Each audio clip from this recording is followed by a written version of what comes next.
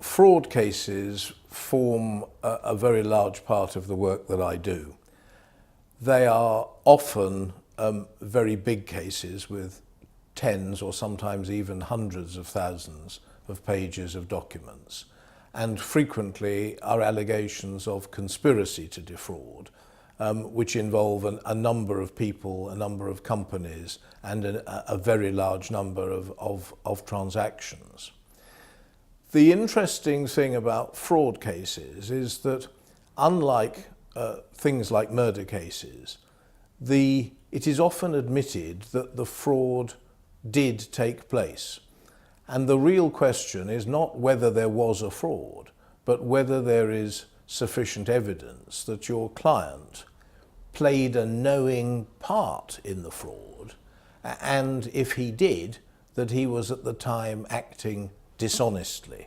Those really are the elements of fraud, whether it's a small one or a big one. The important thing when you receive a client's new instructions and you meet the client and he's overwhelmed by the vast amount of evidence in the case is the ability that frankly comes with experience of being able to see the wood for the trees. You can usually say that you know where to look for what really matters, and that's what it's about. Of all of this enormous quantity of documents, very often you can distill the issues down to relatively few and the matters that really the client has to concentrate on when he's giving you your instructions as to his version of the events. The cases that I've done over the years, I suppose the largest single category is what you would call tax frauds. A lot of these are VAT frauds, usually with an international element, often missing trader frauds which involve the European community.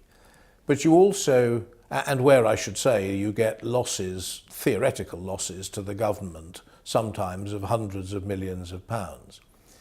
You also have frauds committed in the course of trade. You get people trading whilst insolvent, you get accountancy frauds, you get contrived liquidations, you get cases involving special schemes like those that are involved in the building industry, which is called the construction industry scheme, where you get frauds on the revenue there. You get insider dealing cases. You get a complete spectrum of personal and company frauds. More of them, in my experience, are involved by virtue of companies than they are by individuals. But the individuals, of course, are the directors of the companies and are running them. In cases where it is admitted that a fraud took place, but the question is your client guilty of it?